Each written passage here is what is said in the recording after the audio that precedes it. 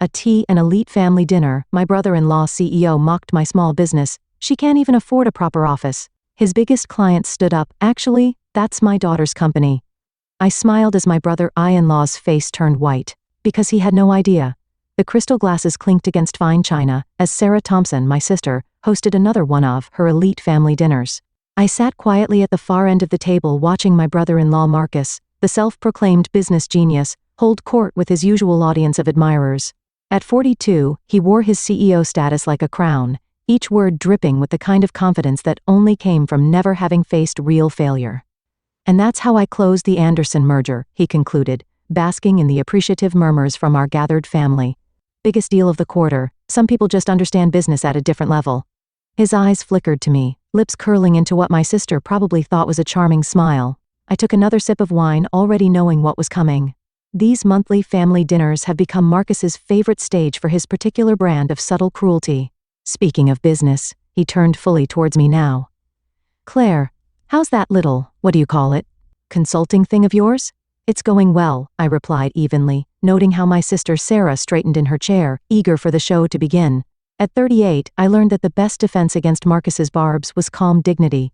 Still working from home, right? He chuckled, swirling his expensive bourbon. You know, when Sarah told me her sister was in business too, I expected something more professional. How can anyone take you seriously without even a proper office? My mother shifted uncomfortably, but said nothing. Dad suddenly found his roasted vegetables fascinating. It long ago chosen their side in the family dynamic, and it wasn't mine. My client seemed satisfied, I said, spearing a piece of perfectly cooked salmon. Marcus had insisted on catering from the city's most expensive restaurant, another chance to display his wealth. Clients? Marcus barked out a laugh. Is that what we're calling the local coffee shops and boutiques now? You know, Claire, if you ever want real business advice. Actually, a deep voice cut through the dining room. Her client list is quite impressive. All heads turned to Richard Anderson. Yes. That Anderson of the merger Marcus had just been bragging about. He'd been quietly observing from the other end of the table where Marcus had seated him as the guest of honor. In fact, Anderson continued setting down his fork.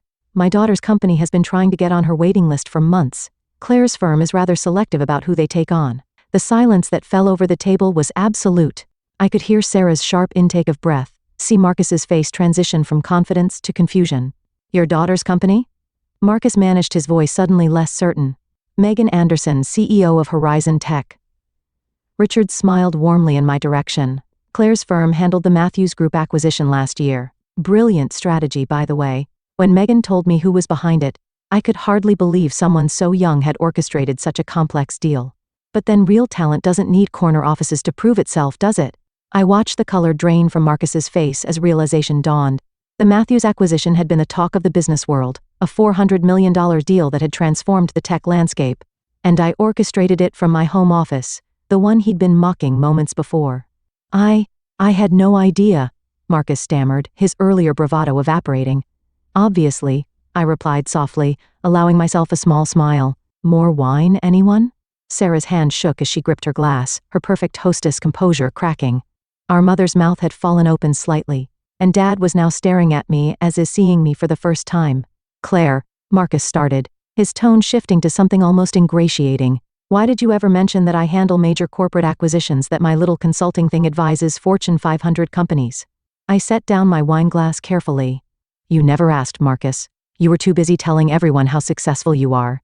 Richard Anderson chuckled. And speaking of success, Claire, I hope you'll consider taking Horizon Tech on as a client. Megan's been quite persistent about wanting to work with you.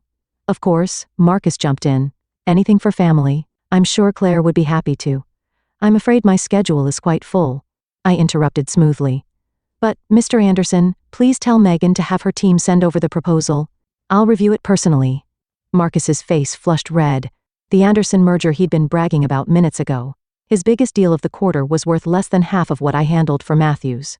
And now his direct line to Richard Anderson was watching me with obvious respect while barely acknowledging Marcus's presence. Claire. Sarah found her voice, though it trembled slightly. Why didn't you tell us all these years? Tell you what, Sarah. That while you and Marcus were mocking my little business, I was building one of the most respected consulting firms in the industry. That the home office you love to ridicule has closed deals worth billions? I dabbed my lips with the linen napkin. Would you have believed me? Or would you have just found new ways to diminish my success? The truth hung heavy in the air. They wouldn't have believed me. They've been too invested narrative of Marcus as the family's business genius, and me as the struggling younger sister who couldn't quite measure up. But your clothes, Sarah gestured weakly at my simple black dress. Your car, you live in that small house? Because I don't need to prove anything to anyone, I replied. Success speaks for itself. It doesn't need designer labels or luxury cars to be real. Richard Anderson nodded approvingly. That's precisely why your reputation in the industry is so sterling, Claire. No flash, all substance. The exact opposite of his eyes flickered to Marcus briefly. Certain other approaches. Marcus's hand tightened around his bourbon glass.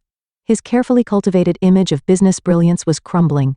And with it, his standing in the family. But I wasn't done yet. Not even close.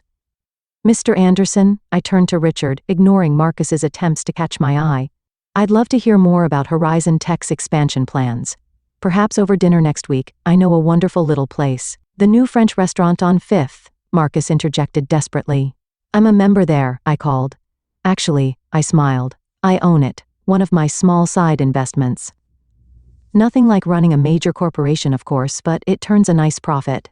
The restaurant Marcus had been trying to get a membership to for months. The one he'd bragged about finally getting into. He'd never known that every time he dined there, he'd been in my establishment. Sarah's wine glass slipped from her fingers, staining the pristine tablecloth red. But for once, she didn't rush to clean it up. She was too busy staring at me, really seeing me for the first time in years. The thing about success, I continued, standing up from the table, is that it doesn't need an audience to be real. While you were all focused on Marcus's latest promotion or Sarah's country club membership, I was building something lasting, something real. I reached for my simple leather handbag, not designer, but handmade by an artisan I'd helped start their business. Thank you for dinner, Sarah. Mr. Anderson, I'll have my office contact you about that dinner next week. As I walked toward the door, I heard Marcus's strained voice.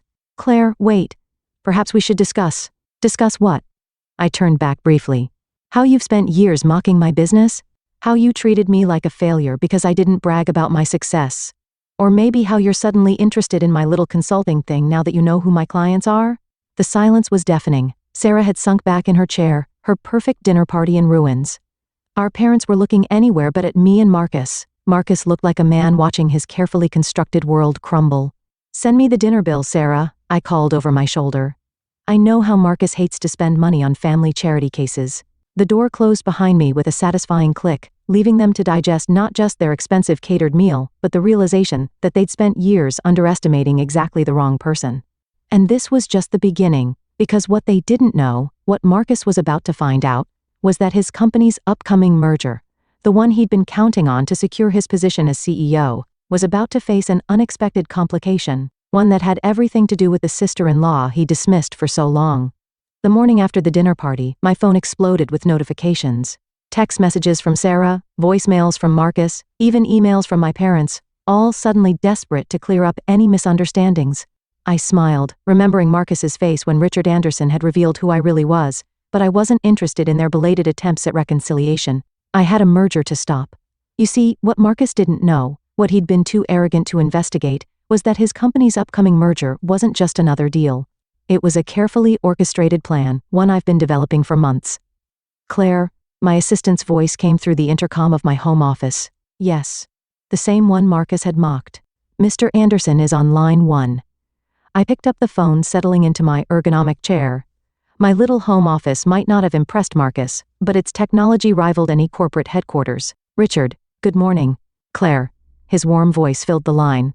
I must say dinner last night was enlightening. Your brother-in-law seems to be having quite the morning. He's been trying to reach me since dawn, I could imagine. Marcus's entire career hinged on this merger, the one he thought would cement his position as CEO, the one he'd been bragging about at every family gathering for months. Has he figured it out yet? I asked, pulling up the merger documents on my triple monitors. Not yet. Richard chuckled, though he might want to take a closer look at who's been quietly buying shares in his company over the past 6 months. Yes, the investment firm that had been accumulating a significant stake in Marcus's company, the one operating through a series of shell companies, the one that through a complex web of corporations belonged to me. Claire. Sarah's name flashed on my phone again. I declined the call. Your sister seems persistent, Richard observed. They all are now that they know. I signed off on another document, watching as my ownership percentage ticked up another fraction. Amazing how success changes people's perspective. The next few days were a symphony of panic from Marcus's corner. He finally started digging into the merger details, probably hoping to impress me with his business acumen. Instead, he discovered something terrifying. His company was being systematically purchased by an unknown entity. "You have to help me."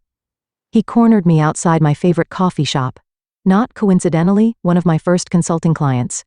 "Claire, whatever bad blood there is between us, this is my career we're talking about." I took a sip of my artisanal latte. "Funny. I thought it was just a little coffee shop last month when you mocked me for helping them expand."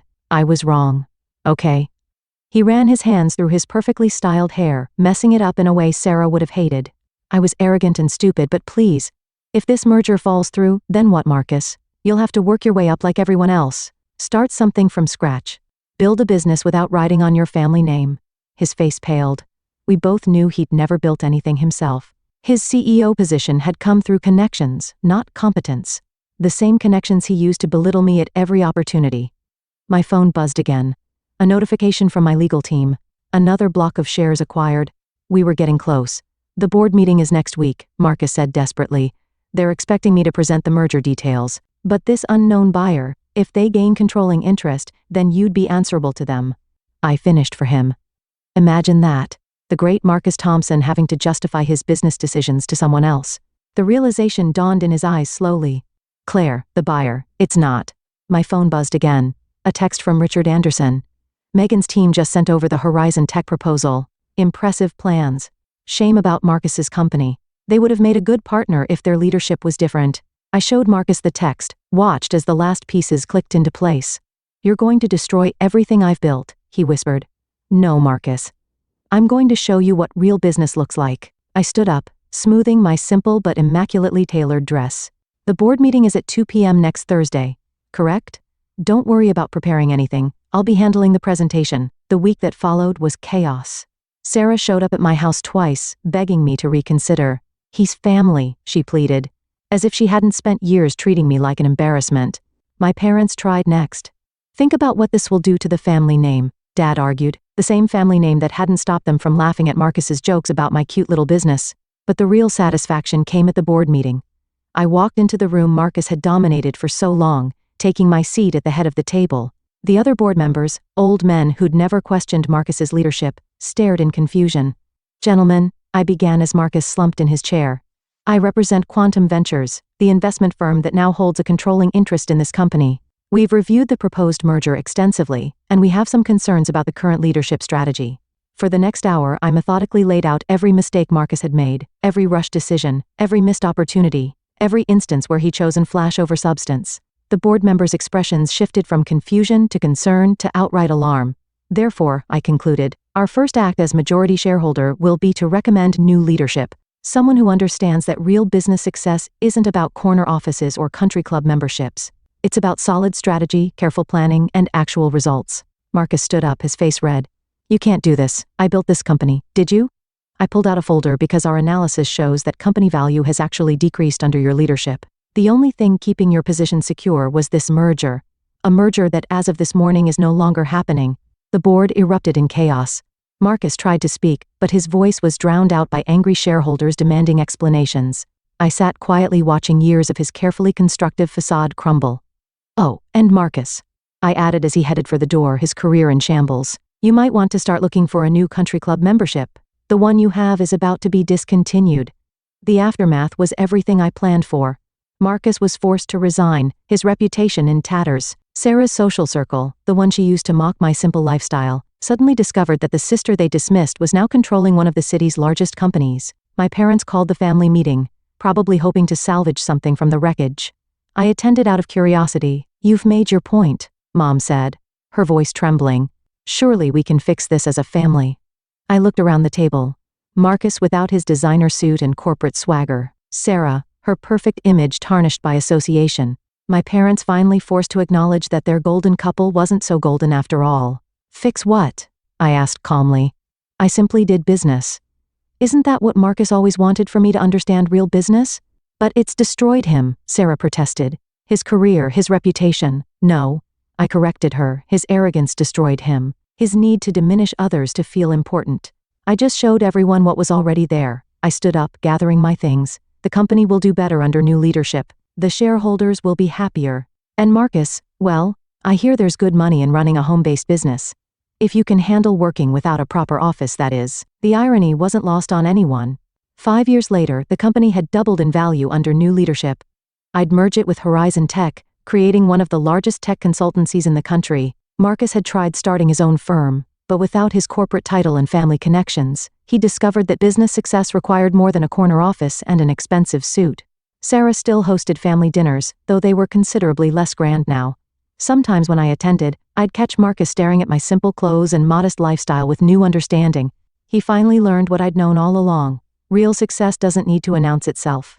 The small home office where I built my empire remained unchanged.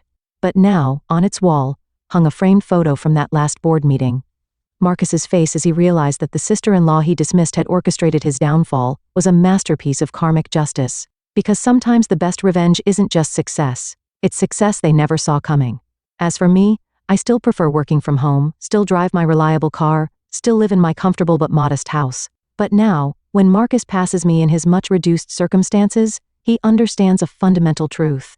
True power isn't in what you show, it's in what you know. And I'd known all along exactly what I was building.